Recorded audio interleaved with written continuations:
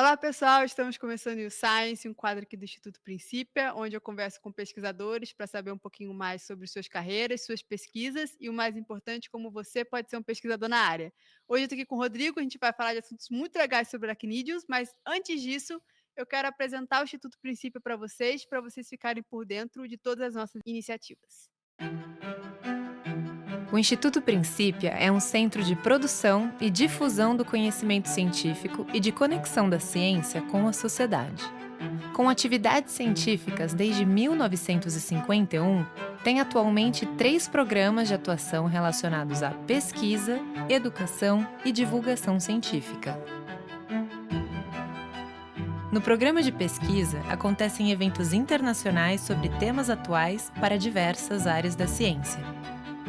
No programa de educação, a Escola de Talentos oferece oportunidades de desenvolvimento pessoal e acadêmico a jovens que tenham grande interesse e altas habilidades para a ciência, oferecendo uma tutoria científica com pesquisadores renomados.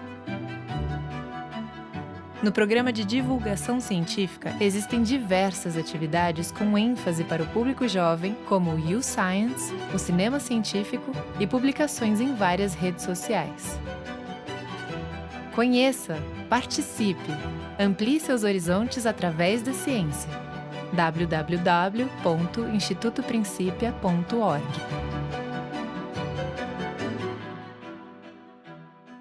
Bom, como vocês viram, tem muita coisa legal. Eu convido vocês a acessarem o nosso site, institutoprincipia.org, e também a nos seguir nas redes sociais, @Instituto Princípia, que aí lá você fica por dentro de toda a programação. Mas agora vamos começar. Rodrigo, muito obrigada por aceitar o convite de vir aqui conversar com a gente. O Rodrigo Hirata Vilemart é formado em Ciências Biológicas pela Universidade de São Paulo e doutor em Zoologia pela mesma universidade. Tem pós-doutorado nos Estados Unidos, na University of Nebraska, e pesquisa na Harvard University, na USP e na Aberystwyth University, em País de Gales. Foi professor visitante na Université de Paris 13 e atualmente é professor associado 3 na USP Leste. Rodrigo, muito, muito, muito obrigada. Eu que agradeço de terem convidado, uma honra estar aqui com vocês.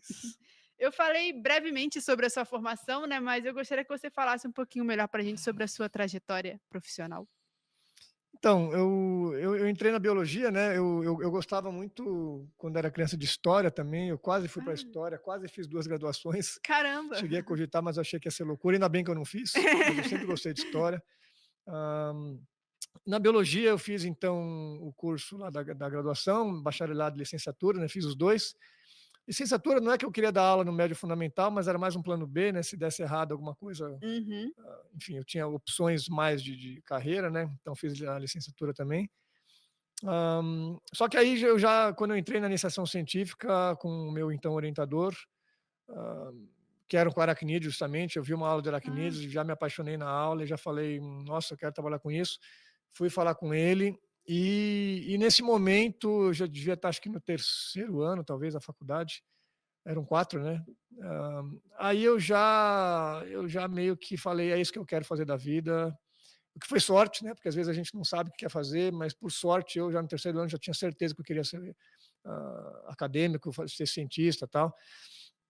E isso me ajudou muito, né, porque no final quando você já sabe, você acaba que você direciona todos, você uhum. já investe todo o seu Vai todo o tempo. seu esforço. Exato, e isso acaba ajudando, né, no currículo e tal, né. Hã, e aí foi isso, então eu comecei a trabalhar com ele, aí no começo ia ser um bicho lá que chama solífica, um aracnídeo lá, depois a gente mudou para escorpião, não deu certo também, aí terminei com o pilhão, que é esse bichinho, um dos bichos que eu estudo hoje. E aí fiz a iniciação, entrei no mestrado, no mestrado, trabalhei com evolução de estruturas sensoriais no ambiente cavernícola, então trabalhei em caverna na iniciação, em caverna no mestrado, no começo do mestrado também. Você tinha campo? Você ia para as cavernas? Muito, muito, muito. Eu fiz muito campo na graduação. Eu trabalhava numa caverna em Ribeirão Pires, Olha. eh, uma caverna granítica pequena, perto da cidade, e era dentro de um sítio, inclusive. Então a gente tinha uma Olha. conversado com o dono do sítio lá, e eu ia lá, mensalmente ou quinzenalmente, dependendo, e passava madrugadas lá na caverna, que Nossa. foi uma experiência maravilhosa, né? Proporcionada pelo meu então orientador, o Pedro Gnaspini, que já tinha muita experiência com caverna, já conhecia a caverna, conhecia tudo lá. E aí você fica lá com os bichinhos, os morcegos voando, né? Foi uma experiência super legal. Aí depois eu entrei no mestrado, depois de 2 anos de mestrado, eu, em vez de defender, meu orientador propôs que eu mudasse para o doutorado direto, então na verdade eu não sou mestre, eu nunca fui mestre, Olha. porque daí eu mudei para o doutorado, e aí fiz doutorado então, em 5 anos, né? E aí depois fui para fora, aí fui lá então para... Bom, na verdade durante o doutorado eu também saí, né? Então eu fiz um estágio na Argentina, em Córdoba, fiz um estágio na França também, na terra da mostarda, em Dijon, na Université de Bourgogne. Fiquei lá uns meses também trabalhando, e tudo isso foi muito maravilhoso, cabeças diferentes, experiências diferentes, cultura diferente, pessoal, profissionalmente, foi muito maravilhoso ter feito essas viagens. Posso falar mais sobre isso depois. Aí voltei, né, defendi o doutorado, e logo já emendei um pós-doutorado, e aí fui lá então para os Estados Unidos, onde eu fiquei a maior parte do tempo em Nebraska e uma parte do tempo em Cambridge, lá perto de Boston, Massachusetts, né, Uhum. em Harvard. E aí fiquei lá um tempo, e aí depois voltei, comecei um outro pós-doc, e aí passei no concurso, onde eu virei professor, onde eu sou professor até hoje, na EASH USP. Foi mais ou Ah, menos isso. legal, uma trajetória muito interessante, né? É. Você falou que você tem várias experiências no exterior, né? Você pode contar um pouquinho pra gente como que foi essas experiências no ramo, assim, dizem que pessoalmente muda bastante a gente, né? Mas profissional também, tem contato como é que as pesquisas Olha, são feitas lá Cecília, com fora. certeza, né? E eu, inclusive, eu recomendo isso, eu tento mandar todos os meus alunos que podem irem para o exterior. Como você falou, é uma experiência extraordinária do ponto de vista pessoal e profissional. A sua vida realmente muda, você acaba que vira outra pessoa, mais madura, com muito mais cultura. E eu brinco que mesmo quando quando a experiência é muito ruim, ela vale a pena porque você volta muito mais maduro, mais calejado, de resolver perrengue sozinho em outro país. Sim. Então Outra língua, né? outra língua, são muitos desafios. Então, mesmo quando as pessoas têm experiências ruins, é ótimo, porque é isso, você volta outra pessoa. Então, no meu caso, eu tive muita sorte, todas as minhas experiências foram maravilhosas, uma melhor que a outra. Eu trabalhei com pessoas muito competentes e muito legais, muito humanas. Uhum. Eu estive em laboratórios de pessoas muito legais. Então, mas isso é sorte, porque eu sei que às vezes não é o caso. Às vezes você volta às vezes no mesmo laboratório alguns anos depois, as pessoas já não são tão legais. A pessoa que vai te orientar está com menos tempo, não dá tanta atenção. Uhum. Mas no meu caso foi lindo. Né? Então, o primeiro estágio que eu fiz no exterior foi na Argentina. Foi um professor que eu conheci num congresso, um argentino, Alfredo Peretti, ele estava falando, não consigo terminar esse trabalho, não sei o que, não tenho tempo. Aí eu falei, posso terminar para você? Eu vou lá. Ele falou, jura? Eu falei, eu juro, eu te ajudo, vamos fazer. Eu era, sei lá, acho que não sei se eu estava no começo do doutorado, acho. Aí ele falou, nossa, então tá bom, bora. Aí a gente combinou tal, fui lá e passei um mês lá, terminamos o trabalho, foi muito legal. Na Argentina. Aí já emendei também, mal voltei da Argentina para o Brasil, já fui para a França. Pessoalmente tem um custo, né? Com a minha namorada na época, ficava longe muito tempo. Mas enfim, aí já emendei a França direto. A França foi em contato também, o meu orientador na época, o Pedro, me ajudou também a estabelecer um contato com eles lá. E aí foi muito legal, cair no laboratório. Você já aprende as coisas de cultura, né? A gente brasileiro tem essa cultura de... A gente está acostumado com atraso, por exemplo. Né? Para a gente é meio normal, e na Europa não é assim. Né? Não existe isso. O meu primeiro dia de trabalho, eu não sabia onde era o laboratório. Eu tinha marcado às 9 com o meu orientador lá, mas até achar o laboratório, eu cheguei lá, eram umas 9h07, 9h08, assim. Primeiro dia, eu nem conheci o cara direito. Ele falou para mim: a gente tinha marcado às 9, então eu já comecei a fazer as coisas, tudo bem? Eu comecei às 9. Ele já falou assim. E olha que não foi nem 10 minutos de atraso, né? Pra gente é tipo, chegou na hora. Exato, na lata. Aí você aprende rapidinho, né? Uhum. Aí no dia seguinte já estava às 9 pontualmente, eu sabia tudo onde era. E no final virou um grande amigo, né? O Jean-Pierre Farina, a gente virou super amigo. Quando eu vou para lá, vou na casa dele. Então, uma pessoa maravilhosa também. Lá aprendi muita coisa diferente que eu não conhecia também. Então, é isso que eu falei, né? Cabeças diferentes, escola de pensamento diferente do meu orientador aqui no Brasil. Então, isso engrandece a gente profissionalmente demais. Os perrengues, né? Eu era muito novo, né? Eu tinha, sei lá, uns 24 anos, sei lá, por aí, 23 anos, eu era muito novo. Então, a gente é mais bobinho, né? Quando, né, a gente não tem, né, muita malemolência, então a gente vai aprendendo na barra, levando porrada, que é muito bom. Aí nos Estados Unidos, no pós-doc, mesma coisa, né? Também eu era muito novo, então foi bom. Quer dizer, é ruim no sentido de ter muita coisa que eu teria feito diferente se eu fosse uma pessoa mais madura. Eu acho que eu errei muito por ser inexperiente, Uhum. mas para mim foi muito maravilhoso também. Caí num laboratório sensacional. A pesquisadora de lá conheci num congresso também, no congresso na Bélgica. A gente começou a conversar, ficou mais de hora conversando no congresso. No final da conversa, na época ela estava em Berkeley, na Califórnia, na Universidade da Califórnia. Lá, e ela falou, no final da conversa, falou: você não vem fazer um pós-doc comigo quando você terminar o doutorado, né? Falei: pô, sério? Eu? Não, mas é mesmo? Isso é sério? Jura? Fiquei super honrada. Falei: eu tinha super admiração por ela. Não, bora lá, tal. Aí, nossa, demorou, só se for amanhã, né? Terminei o doutorado, já peguei para uma bolsa da CAPES, a bolsa saiu, fui. Aí eu já aproveitei que tinha um contato também, o Gonzalo Hiribê, também amigo hoje, esse colega que é lá de Harvard, que também trabalha com, entre outros bichos, com pilhão. Então já emendei, já falei com ele: cara, posso passar um mês aí para a gente fazer um trabalho junto? Já apresentei um projeto para ele, ele gostou, ele falou: vem aí e tal. Fui lá, a gente fez um projeto junto. Então foi outro laboratório, outras cabeças, outra experiência, outro lugar, né? De novo, né? Isso continuou depois, aí voltei, aí passei no concurso, depois eu fui para País de Gales, como você falou, né? Então, de novo, outras cabeças, outras pessoas, outra universidade, depois fui para a Universidade de Paris, outras cabeças, de novo, outras culturas, outras pessoas. Então, isso engrandece enormemente, assim, eu acho, a gente, como pessoa e como profissional. Então, foi Legal. maravilhoso. Legal que você falou, mostrou a importância dos congressos, né? Porque muitos dos seus contatos vieram de congressos, né? Exatamente, muito legal você estar chamando a atenção disso. Eu brinco, e não sou só eu que brinco, tá?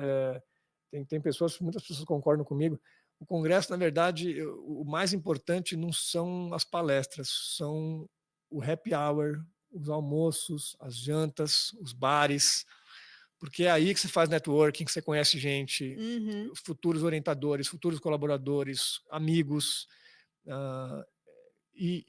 As palestras são importantes, lógico, mas a verdade é que a palestra dali há 10 anos você já esqueceu, você não lembra da palestra de há 10 anos. Mas as pessoas que você conheceu há 10 anos, você lembra. Elas lembram de você, você desenvolve uma amizade, uma relação, e é o que você falou, muitas colaborações podem nascer disso. Então, sim, é muito legal. Fica aí para a galera que já está seguindo na vida acadêmica, né? Para dar uma atenção especial para os congressos. Com certeza, Cecília.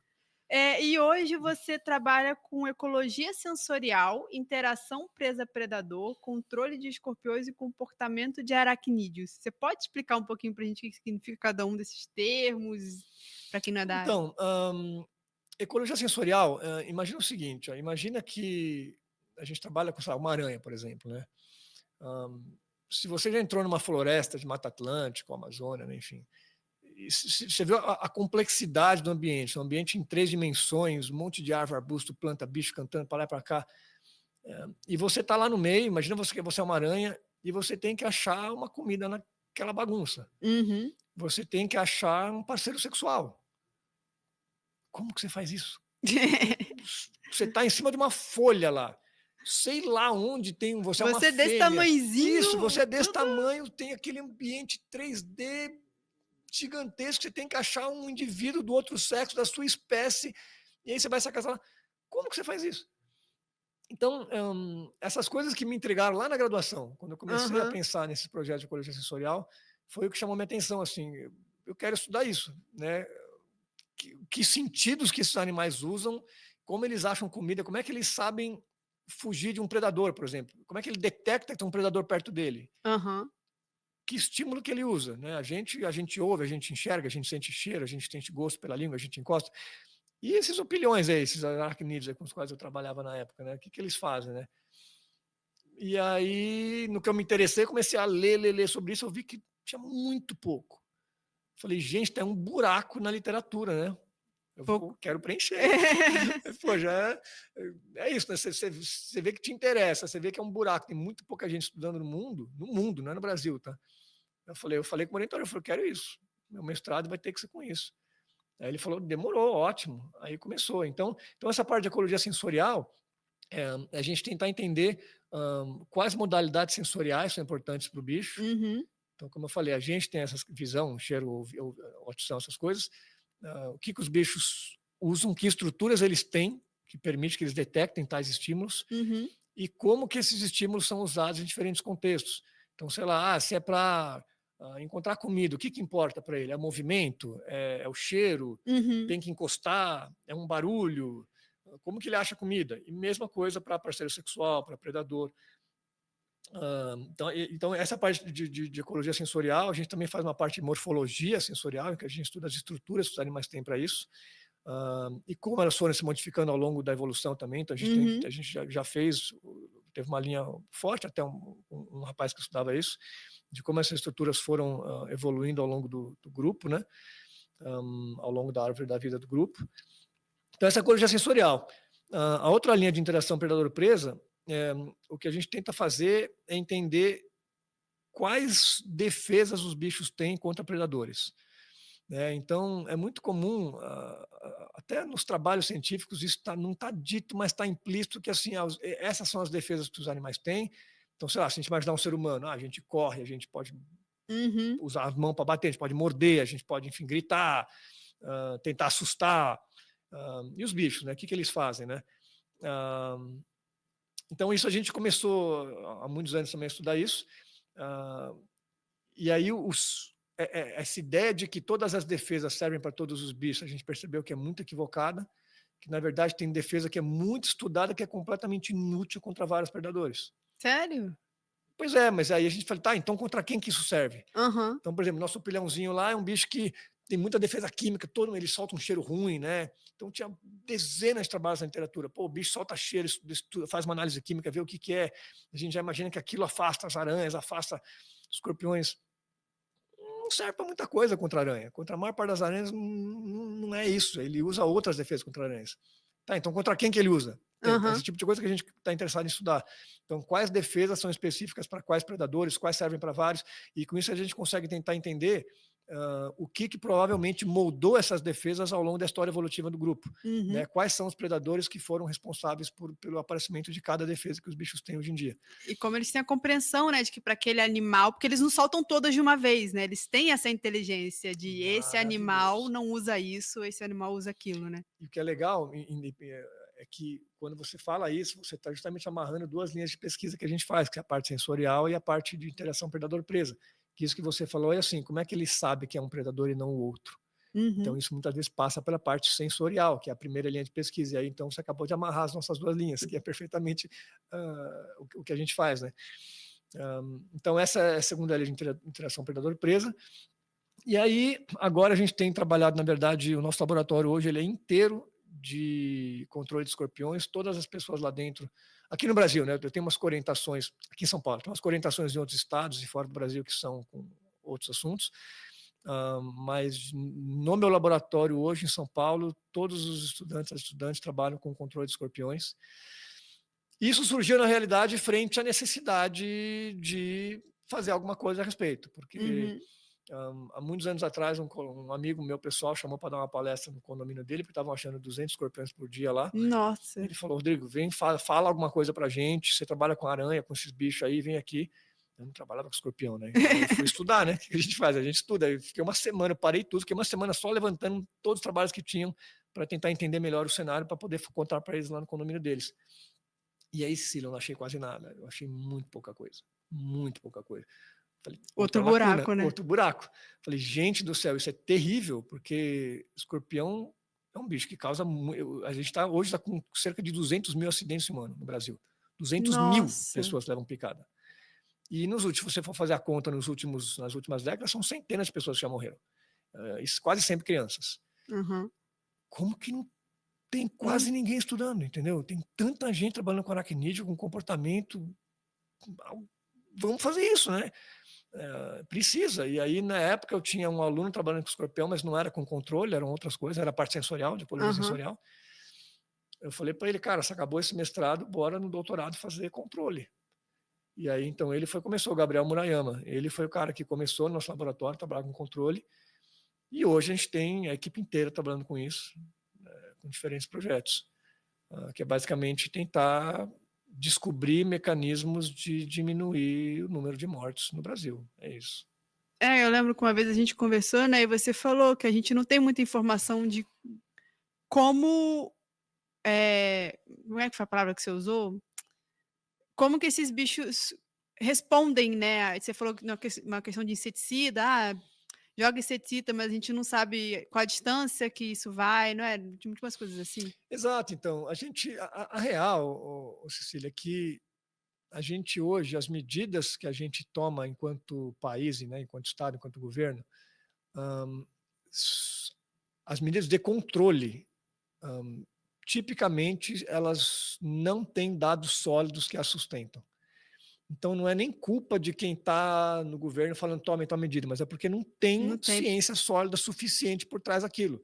Então, quem está no comando tem que tomar as decisões baseado no que tem, e o que tem não é suficiente. Uhum. Na verdade, é muito pouco suficiente. Então, hoje a lacuna precisa de gente estudando. Senão, a gente vai continuar. Se eu te mostrasse o gráfico, Cecília, de crescimento de número de acidentes por ano, é assustador, é um negócio que não para. Assim, não para, não para, e não vai parar de crescer, Uhum. porque a população aumenta, a quantidade de escorpiões aumenta. Esses escorpiões causam acidentes, Cecília, os que mais causam acidentes no Brasil, eles se reproduzem sem encontrar um macho. Eles são o que a gente chama de partenogenético.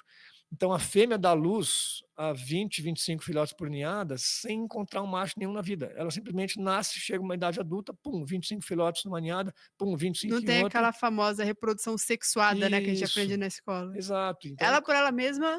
dá filhote. Então, para virar praga, é 1, 2, porque uma fêmea vai ter 20 filhotes por ninhada, ela pode ter fácil 40, 60 filhotes no ano. Então, você imagina 200 fêmeas dessa, Uhum. reproduzindo. Quantos faz a conta e quantos filhotes você vai ter? Nem todos chegam à idade adulta, tudo bem? Mas ainda assim, É muito. é muito. E o que acontece nas cidades? Não tem predador. Essa é a diferença de escorpião praga, né? E esses escorpiões estão no mato. O escorpião que tem no mato é um ou outro que tem lá, tem um monte de predador, tem um monte de bicho, então está tudo controlado no mato, né? Uhum. Na cidade, não. Os bichos estão se espalhando, eles têm condições perfeitas, porque ele tem lixo, entulho, então abrigo úmido, quente, barata aos montes na cidade, que é o que eles comem. Eles comem baratas? Adoram barata. Então, cemitério está cheio de barata, está cheio de escorpião. Então, o cemitério é uma fonte de escorpião. Cemitérios que são desses de túmulos em cimento, esses de grama são melhores, que é fechadinho, o escorpião não entra. Esses cemitérios antigos que são túmulos em cimento, vixe Maria, isso aí está cheio de barato, cheio de escorpião. Então, na cidade, qualquer terreno baldio. Então, eles têm condições perfeitas Uhum. e ninguém come eles.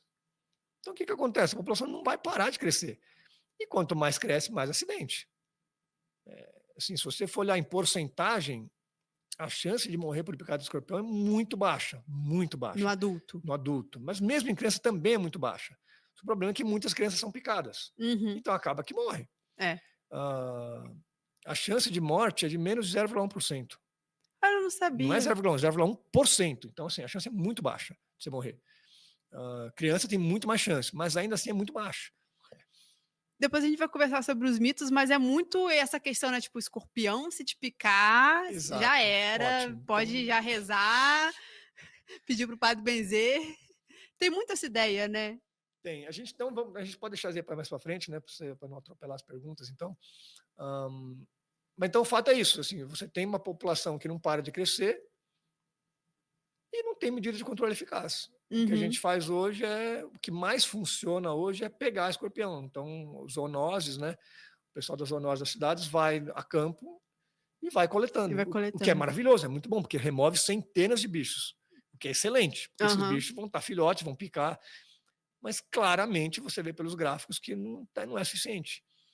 E hoje eu tenho bastante segurança em dizer que a maior chance da gente mudar esse cenário é com estudos de como controlar, como matar, como repelir, como atrair para eventuais armadilhas, que são todos trabalhos da área comportamental. E que é o que a gente faz no laboratório. Então, eu tenho bastante segurança em dizer que eu acho que se tem alguma coisa que pode mudar esse cenário hoje, são estudos desse tipo. Porque senão a gente vai continuar assistindo os acidentes crescendo sem parar. É meio aquele ditado, né? O sol com a peneira, né? Tapar o sol com a peneira, exato. realmente. E assim, quais ferramentas e tecnologias você usa no laboratório para esses estudos comportamentais, de sensorialidade também? Ó, a gente consegue trabalhar com quase nada. Então, se você Olha, me der essa mesa, uns Tupperwares, eu já trabalho, já consigo fazer alguma sério? coisa. Então, assim, o básico eu consigo fazer com muito pouco. Aham. Mas é lógico, se a gente quer sair do beabá, aí começa a ter mais investimento. Então, por exemplo, se a gente quer, vamos trabalhar com pesticidas ou químicos naturais para ver se mata escorpião, qualquer coisa. Mas eu quero saber quais componentes desses químicos que a gente está usando que são os que realmente o princípio ativo realmente mata. Uhum. Quantos por cento tem que ter disso no inseticida que você joga para dar um efeito, sei lá. Eu preciso de uma tecnologia um pouco maior. Uhum.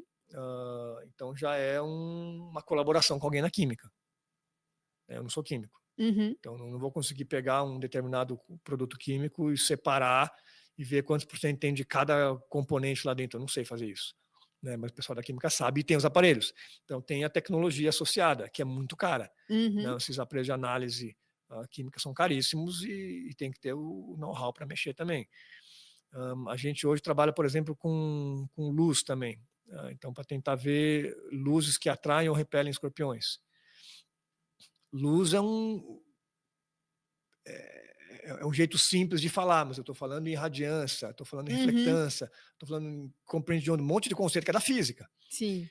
Eu não sou físico, então o que eu faço? Eu vou buscar na física. Então eu tenho uma colaboradora da USP São Carlos, a Lilian, que é física, trabalha com ótica, então ela me ajuda com essa parte. Uhum. Então a gente tem que buscar as parcerias corretas e ela, de novo, ela tem a tecnologia necessária também, os aparelhos todos para medir um feixe de luz e me dar todos os dados sobre aquele feixe de luz, que eu não tenho. E mesmo que eu Uhum. tivesse, eu não ia saber fazer, tudo bem? Então, quando você começa a galgar um pouco, a aprofundar as perguntas, a tecnologia começa a aumentar. Uhum. A gente trabalha, por exemplo, parte sensorial, principalmente com o pilhão, a gente já fez muito isso, a gente já tem alguma coisa, a gente está fazendo isso com o escorpião também agora, de estudar as estruturas sensoriais que os bichos têm, para ver como que eles detectam os estímulos todos que eles detectam. São aparelhos caríssimos, um microscópio eletrônico de varredura, por exemplo. Você tem Nossa. imagens 3D com aumento de milhares de vezes, que pode custar 500 mil reais, dólares, desculpa, $1 milhão, um aparelho desse, um microscópio. Nossa. Tanto que, tipicamente, no Brasil, a pessoa não tem no laboratório, é algo que é institucional. Tem um no Instituto Butantan, tem um no Instituto de Biociências, tem um por instituto, assim, aí Uhum. super concorrido, porque é um aparelho muito caro, não dá para ter muito. Quando a gente fez cortes, a gente olhou a estrutura não só por fora, a estrutura sensorial, mas por dentro também, ver como é que é no nível celular, para ver detalhes como ela funciona. Aí você está falando de aparelhos que custam entre 1 milhão e 5 milhões de dólares. Então, de novo, são tecnologias caríssimas, Uhum. que são necessárias dependendo do quanto você quer aprofundar nos estudos, né? Mas a parte comportamental é relativamente barata, Aham. tá? É o que tem de mais barato para fazer. Então a gente consegue trabalhar com pouco dinheiro. Aí trabalhos de sensorial, por exemplo, não a parte de escorpião, que é mais fácil, que é tudo cemitério, essas coisas, mas os trabalhos de campo que a gente faz com o pilhão, com a aranha, esse bicho tem que ir no mato, aí tem que viajar, vai lá para Petar, vai para Intervalos, chato para caramba, lugares horrorosos, vai para Ubatuba, nas cachoeiras, Ah, que lá que os bichos triste. moram, é horroroso. Horroroso. Isso é uma parte triste de mudar para escorpião, porque a gente deixou de fazer viagens para lugares maravilhosos onde a gente ia antes por causa dos opilhões nas aranhas, né? Agora vai no cemitério. Agora é cemitério, tem baldio, agora mudou um pouquinho. As viagens custam caro, né? Gasolina, pedágio, etc. Mas assim, então é isso. A gente consegue trabalhar com pouco, mas a gente, para vários trabalhos, precisa de muito mais. E aí fica caro. Eu nunca tinha ouvido o nome desse bichinho, opilião. Isso, então, o pilhão, ele é muito pouco conhecido, Cecília, mas ele é muito abundante. É muito fácil de achar no mato. De dia você vê, de noite você vê mais ainda. E só que ninguém conhece, de fato. Mas ele está aí, tudo que é mato. Às vezes, com um pouco de treino, se acha um monte se você andar um pouco no mato. Achei legal. É. E além desses desafios de tecnologias muito caras, né, que você estava mencionando agora há pouco, Tem outros grandes desafios para, por exemplo, estudar os sentidos desses animais? Ó, para mim, bom, tem os desafios antes de começar a estudar os sentidos, que é encontrar onde eles estão, né, Capturar. capturar, aprender a criar os laboratórios, tudo isso são desafios que a gente tem que, ao longo da carreira, né, desenvolver Uhum, e ter o know-how de como fazer isso. Hã, quando começa a parte sensorial, os desafios são mais, na verdade, tecnológicos e de conhecimentos específicos, né. uhum. Então, que é o que eu falei, eu preciso de gente da química, eu preciso de gente da física, senão eu não consigo aprofundar no nível que eu quero. Então é muito de estabelecer parcerias. Eu diria que esses são gargalos, né, do ponto de vista teórico, e o desafio financeiro, né, porque a hora que você quer ter acesso a esses aparelhos Uhum. caríssimos, ou você tem dinheiro, ou você tem parceiros que têm dinheiro, alguém tem que ter dinheiro. Hã, e aí então tem que ter dinheiro investindo em pesquisa, senão te também empaca, né. É, e eu fiquei na dúvida, porque essa microscopia você falou de microscopia de varredura, né, eu imagino que o bicho esteja morto quando vai Sim, fazer sim, isso. sim. Parte é feito vivo ou são sempre feitos Tudo mortos? morto, tudo Ah, morto, olha. é. Então é tudo bicho fixado ou quando é microscopia eletrônica de varredura é fixado em álcool, é mais fácil, mas quando é microscopia de transmissão, que é essa que a gente corta o bicho e olha por dentro, aí tem Uhum. toda uma preparação, é bem mais complicado isso de fazer. Mas é Hum, sempre morto, sim, com certeza.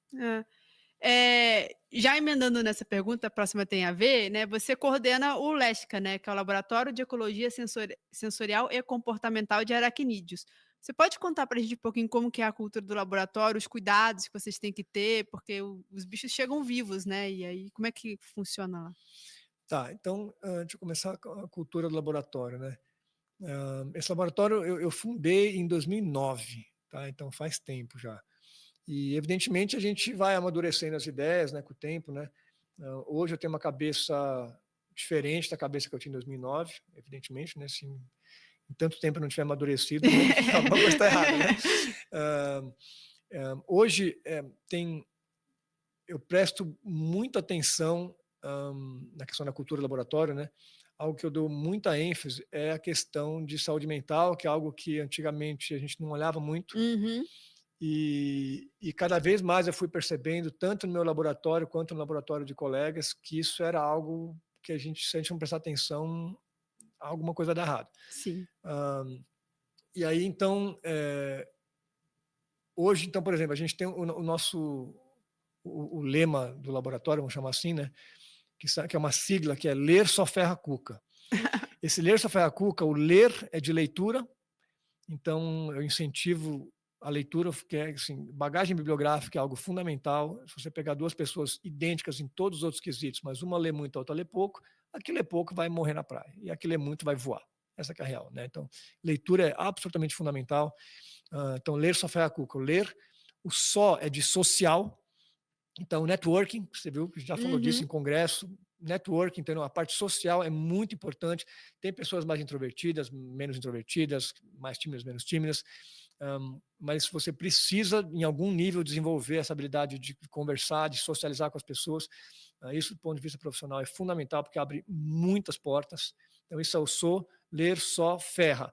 Esse ferra é de ferramenta, então, de adquirir ferramentas. Essas ferramentas podem ser computacionais, métodos de química, métodos de física, estatística, línguas, falar inglês. Essas ferramentas também abrem inúmeras portas, você passa a ter conhecimento que vai te permitir fazer um trabalho, fazer outro trabalho, uhum. colaborar com outro. Então, tem que ter essa preocupação ao longo da pós de adquirir ferramentas sem parar, uma ferramenta atrás da outra, computacionais, etc. IA hoje em dia também, né? É.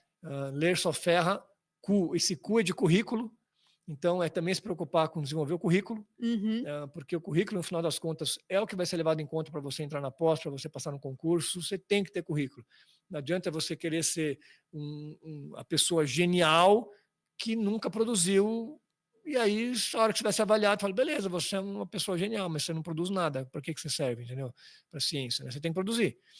Então, o currículo tem que montar. E tudo que o currículo exige, para acadêmicos, o que mais exige é paper, né, Uhum. publicação, mas cada vez mais, felizmente, a gente tem dado muita ênfase à extensão também, né? Atividades fora da universidade, né? Enfim, então montar o currículo. E aí, agora amarrando o que eu comecei falando, que é a questão da saúde mental, antigamente no meu laboratório o lema era só esse, ler só ferra cu. E aí virou ler só ferra cu K, esse K de cabeça, que é cuidar da cabeça. Porque eu botei esse K nesse ler só ferra cuca, porque eu comecei a ver que se a sua cabeça não está bem, você Afeta todas as afeta áreas. todas as áreas. E não só a sua vida vai ser muito pior, o seu trabalho vai ficar pior, tudo vai ficar pior, né? Então, eu já sabia dessa questão de cuidar da individualidade de cada pessoa, quando começou o laboratório. Eu aprendi isso, na verdade, quando eu dava treino eu fui treinador de basquete do time feminino da faculdade, na graduação. Que legal. E eu já percebia que naquela época que não adianta você ter uma regra que é igual para todo mundo, porque as pessoas são diferentes. Tem gente que tinha umas meninas que falavam, Rô, você tem que gritar comigo. Se você não gritar comigo, eu não acordo. E tinha outra que falava, se você gritar comigo, eu choro.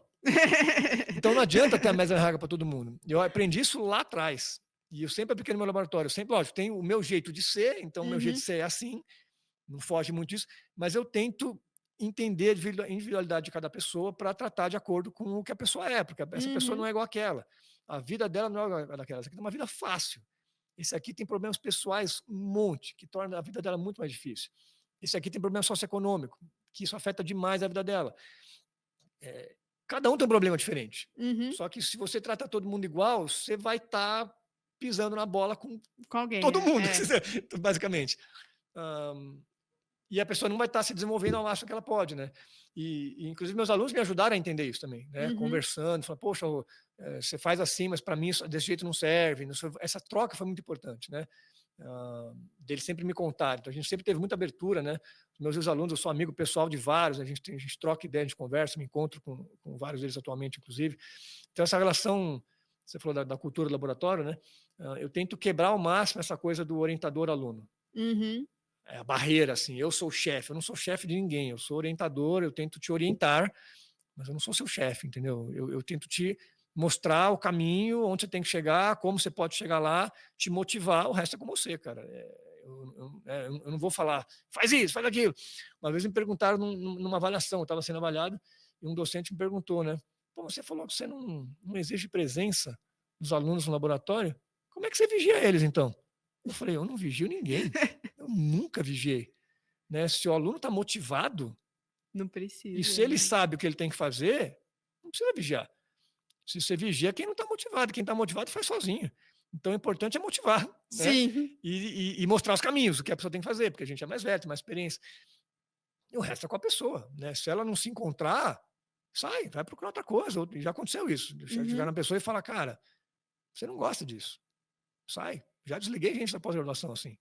Você está tantos meses no programa, o que você já fez? Né? Você não gosta disso. Mas foi uma conversa super amistosa. Falei, cara, você não gosta. Então, quando você não gosta, você está tomando o projeto que podia estar sendo feito, você não está fazendo.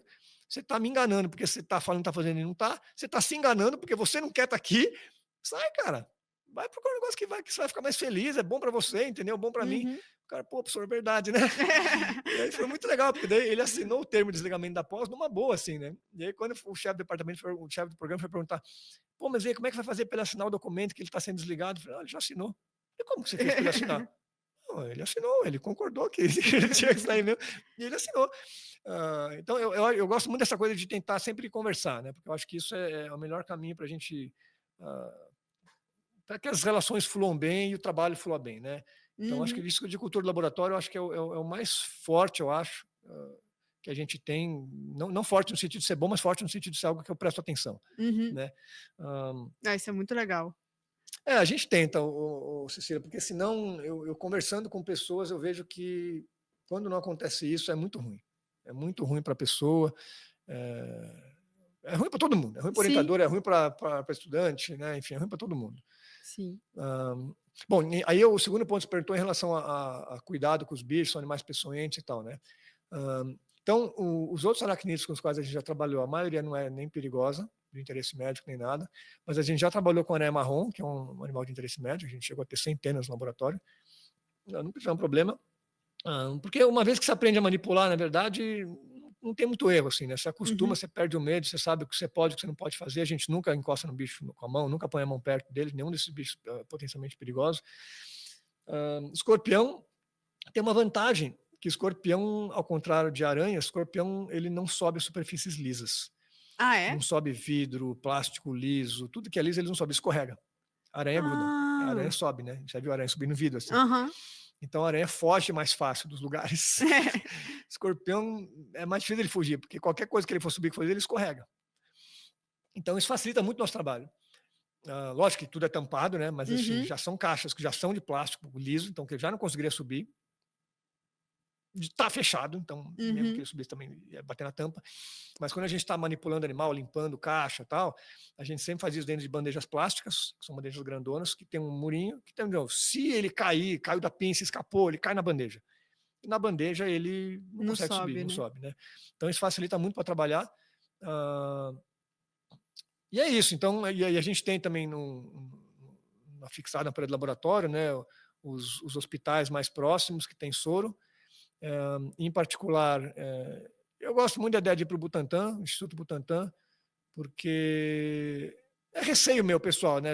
Existe a lista oficial dos hospitais que tem soro. Uhum. Mas eu sempre tenho receio de chegar lá, o soro não chegou, o soro não sei quem. No Butantan, eu sei que vai estar tudo lá, todo mundo lá está cansado de atender gente picada por escorpião. E o Butantan não é longe o suficiente para dar perigo. Aham. Né? Então, se eu for picado um dia, eu prefiro ir para o Butantan logo, o Instituto Butantan é perto da minha casa, ou senão vai para o hospital que tem soro, né? Uhum. O lance é que sempre tem que ter médico associado. Você não pode tomar o soro em qualquer lugar, porque pode ter reação alérgica, e às vezes a reação alérgica pode ser pior que o veneno. Nossa, não Então, por isso sabia que disso. tem que ser um hospital para você tomar soro. Se Aham, você tiver uma reação alérgica, tem médicos que vão saber cuidar da reação alérgica. aham. Né? Mas ainda assim, de qualquer forma, isso a gente está falando de uma porcentagem ínfima de acidentes, porque é esmagador, mais de 97% dos acidentes com escorpião são leves, o que significa que só dói. E muitas vezes nem toma soro, só toma analgésico, porque dói muito. Mas é isso. Então, poucos acidentes levam a... Mas se a gente vai saber se é grave ou não, é mesmo só o tempo para ver se os sintomas vão Isso, surgir, né? exato. A ideia é assim, sempre que você é picado, você vai para o hospital. Nem pensa meia vez, vai para o hospital. Aham. E deixa eles decidirem se o caso é leve, se é médio, se é grave. Não vai você querer decidir, porque depois desenvolve para um quadro mais grave, aí você está longe do hospital. Aí é Uhum. ruim. Né? Os casos de óbito com escorpião tipicamente estão associados à demora para tomar soro. Então, geralmente são crianças que foram picadas, e aí foi para um hospital e não tinha soro. Foi para não sei onde, deu um problema. E nisso a criança faleceu. Né? Então, a ideia é chegar o quanto antes no hospital, né? Principalmente quanto mais jovem a pessoa, mais rápido tem que chegar, e tomar soro. Então, não é a pessoa que tem que decidir se vai Uhum. tomar soro ou não, se vai para o hospital ou não. Vai para o hospital imediatamente, né? Com certeza. É, legal. Eu não sabia, na verdade, nem que não eram todos os hospitais que tinham soro. Para mim era meio Não, que não é. distribuído. Já nesse assunto, né, da picada, né, das pessoas, quais são, assim, os principais mitos que a gente tem sobre escorpiões e aranhas, assim, né, que a gente estava até falando antes? Um desses é que, nossa, o escorpião é extremamente venenoso, você picou, já era, reza para ficar vivo. Legal, Cecília, essa pergunta. Eu diria que o senso comum que é errado, que a gente mais ouve, é essa associação entre ser venenoso e ser perigoso. Uhum. Então, eu já sei, né, porque eu já estou há um tempo na área, que quando as pessoas me perguntam se esse bicho é venenoso, elas estão fazendo a pergunta errada, porque não é o que elas querem saber. O que elas querem saber é se é perigoso para mim. Uhum. Porque tem uma infinidade de bichos que é venenoso, mas não é perigoso para o ser humano. Então, não é porque é venenoso que é perigoso. Só que Uhum. a pessoa pergunta errada. Ela quer saber se é perigoso para ela e ela pergunta se é venenoso. E aí, se eu falo que é venenoso, ai meu Deus! Mas relaxa. As aranhas, quase todas das 50 mil espécies de aranhas são venenosas. Mas tem uma centena que é perigosa para o ser humano. De 50 mil que tem no mundo. Uhum. Então, assim, a chance de se trombar com uma aranha venenosa, perigosa para você, é muito baixa, embora provavelmente ela seja venenosa. Né? Uhum. É só você testar. Quando a pessoa te perguntar, tal bicho é venenosa, você falar que é, a pessoa já fica preocupada. É, claro. Se você falar né? Mas assim, não é esse o problema. Se é venenoso, a aranha mas não afeta a gente, muitas vezes, né? Então, eu diria que esse é o maior mito, essa coisa de todas as aranhas, todos os escorpiões são perigosos, se picar você vai morrer. Então, primeiro que a maior parte dos escorpiões e das aranhas não são perigosos.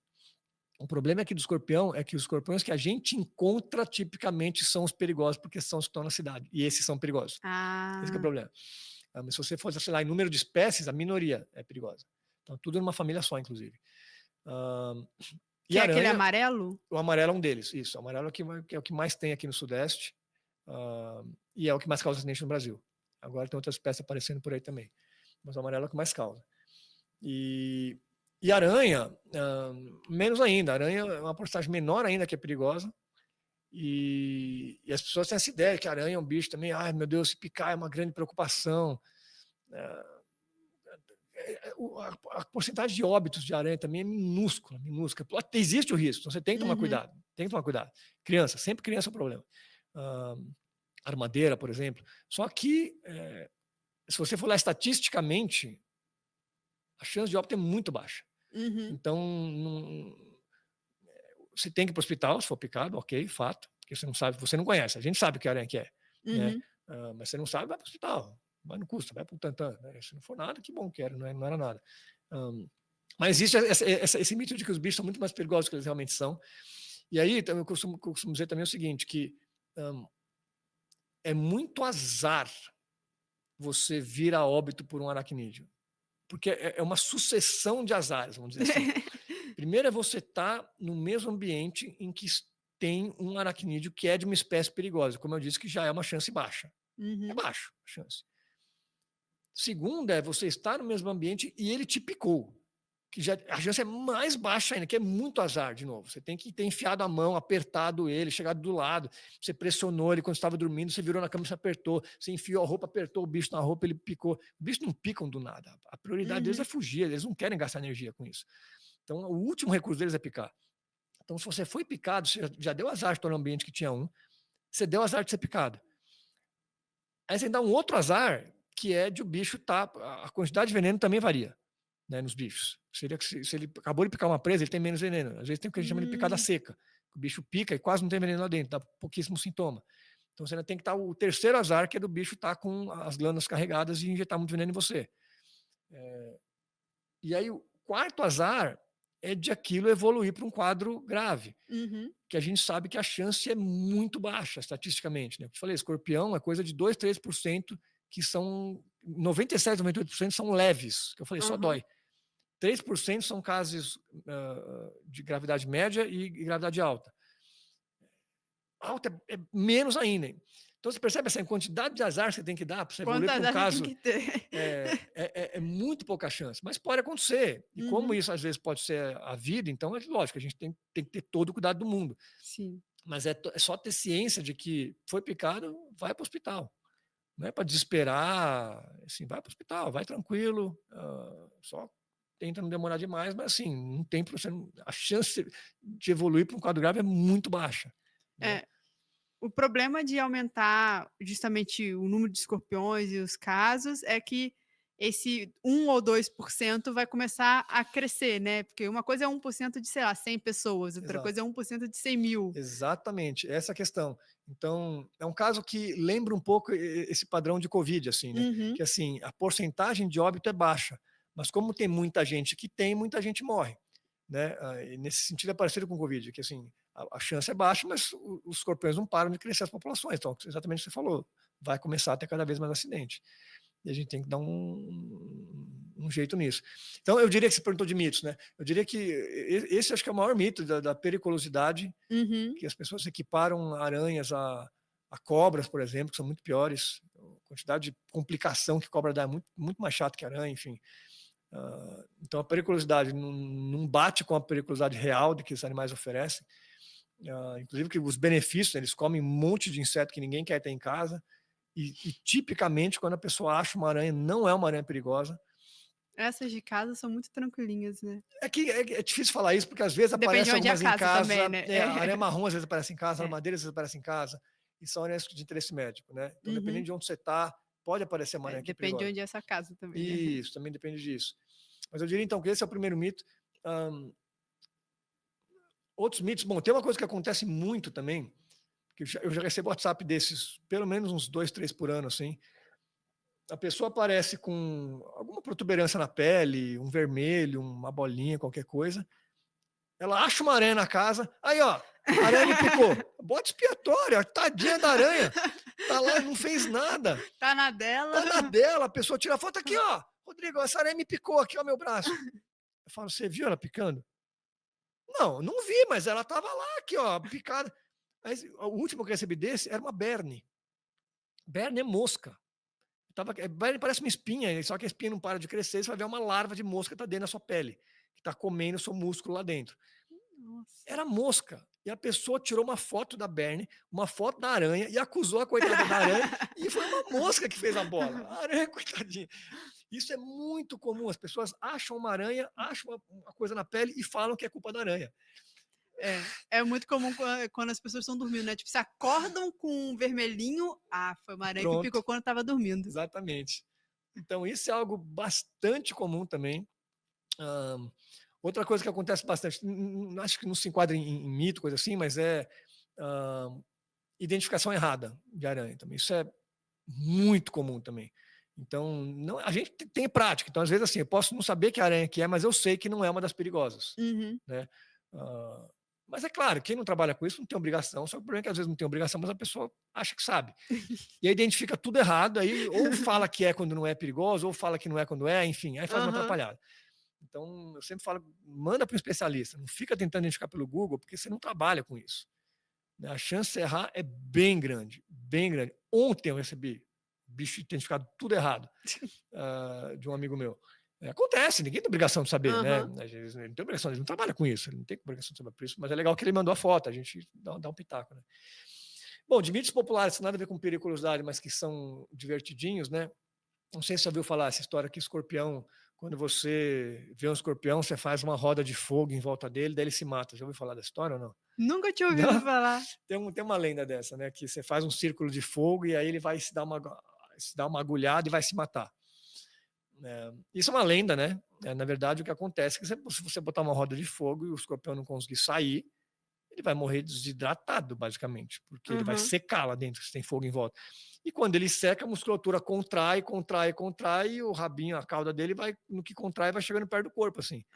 Porque tá secando. E aí encosta o ferrão no corpo. Daí a pessoa acha que ele se matou. Na verdade, ele já estava morrendo antes, só secou a musculatura, não secou, contrai, porque não tem mais água lá dentro.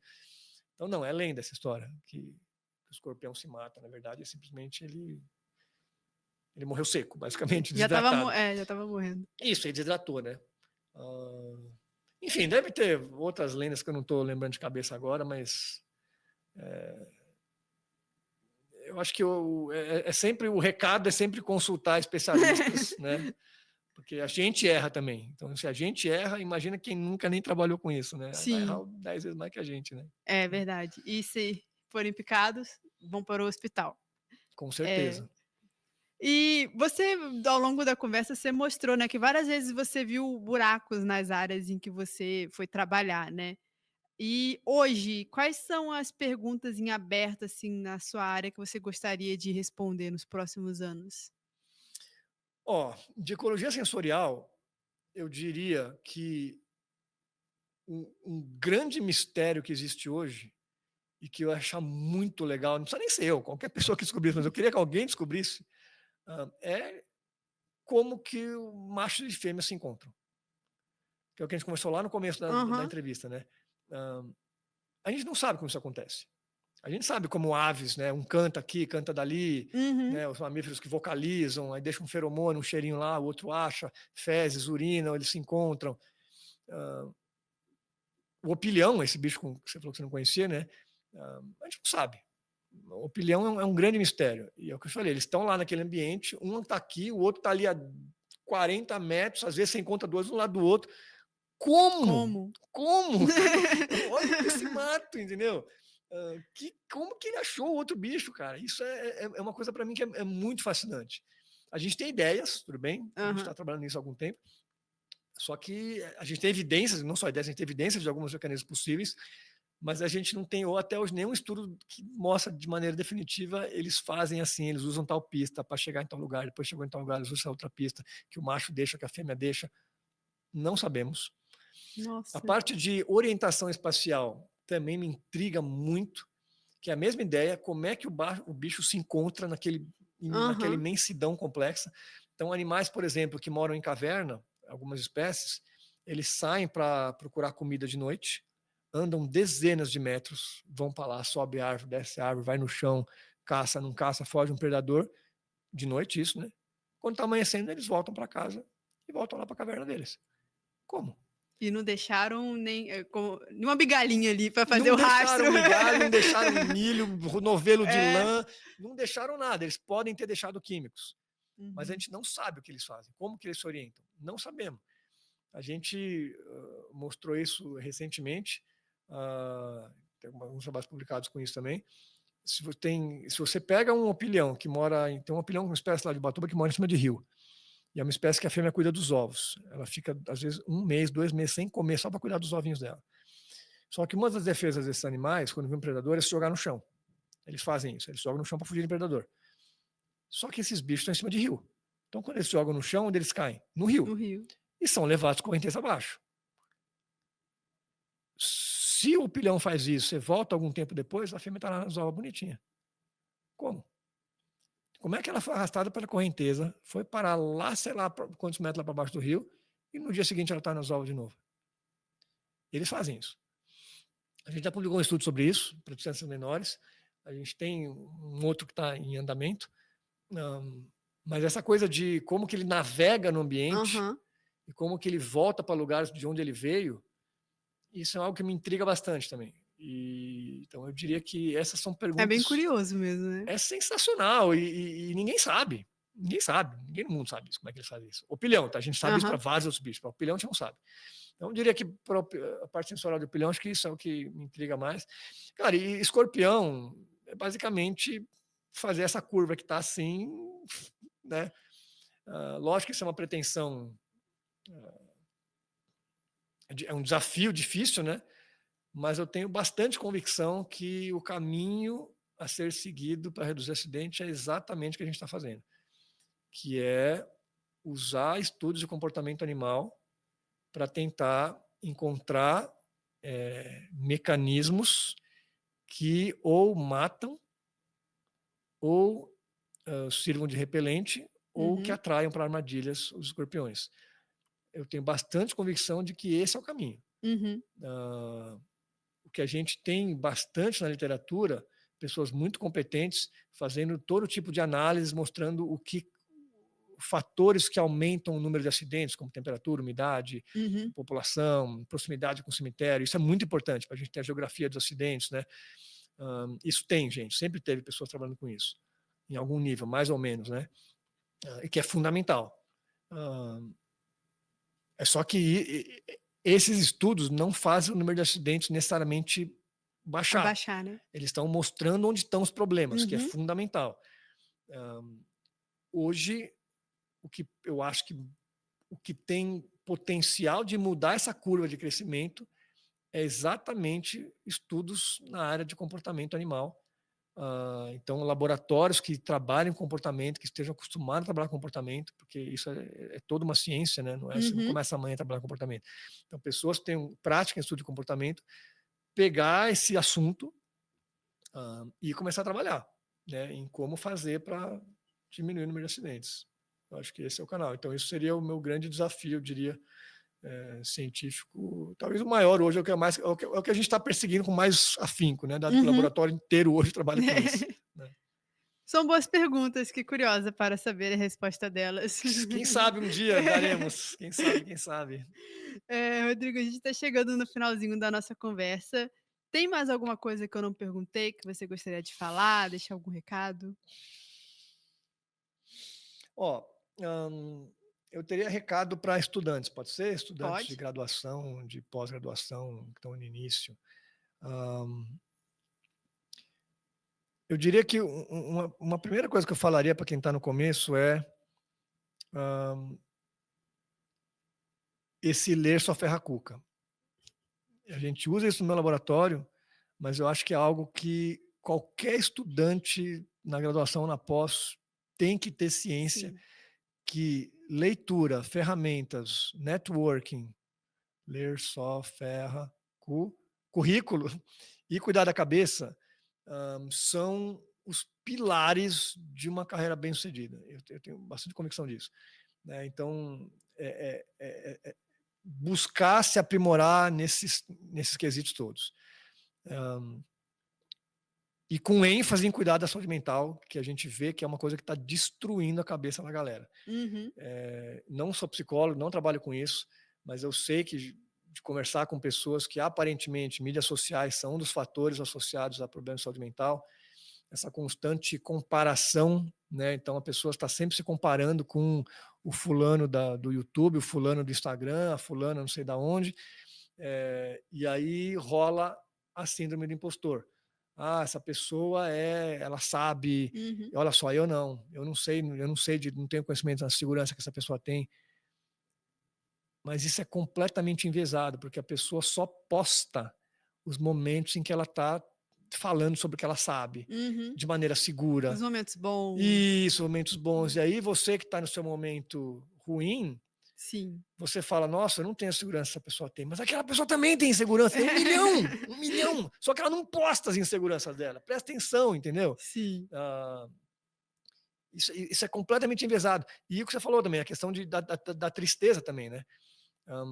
Mídia social tá todo mundo feliz. E aí, se você tá triste, você acha que os outros são felizes, você não é. Sim. Mentira! A pessoa não posta quando tá triste, a pessoa só posta quando tá feliz, é um viés de amostra, entendeu? Só que isso, evidentemente, causa problemas de saúde Sim. mental para quem fica o dia inteiro, em vez de ler um livro, cara, lê o Carl Sagan, que lindo. Em vez de ficar nessas porcarias de TikTok, não sei o quê, vendo todo mundo sendo feliz, e aí você se colocando para baixo. Então, cuidar da cabeça é um negócio muito, muito fundamental. Eu não paro de ver casos de estudantes com problemas de saúde mental de toda sorte. Então, cuidar da cabeça, eu acho que eu diria que é um recado muito importante para quem está começando. É verdade. Né? E é isso. E o Ler Só Ferra Cu, que eu acho que também já está implícito, né? Tudo que está lá dentro da sigla, eu acho que é fundamental também. Muito bom, realmente. Vou aderir ao Ler Só Ferra Cuca. Eu acho legal, eu gosto. Eu gostei. Rodrigo, muito obrigada por ter vindo aqui conversar com a gente, falar um pouquinho sobre os aracnídeos, aprendi muita coisa legal. E quem acompanhou a gente até aqui também, muito obrigada pela companhia. Não esqueça de seguir o Instituto Princípio nas redes sociais e a gente se vê num próximo episódio. Falou, turma. Obrigado, viu? Muito obrigado por ter me convidado, tá? Foi um prazer. O Instituto Princípio eu tenho uma profunda admiração pelo Instituto, tá bom? É o que eu conheci há pouco tempo, né? E desde a primeira vez que eu vim aqui, eu fui muito bem acolhido, achei o trabalho de vocês maravilhoso. Então, para mim é uma honra de verdade vocês terem me chamado e estar aqui, uma oportunidade de falar. Estou muito agradecido e honrado. Tá? Obrigado. Obrigada, Rodrigo.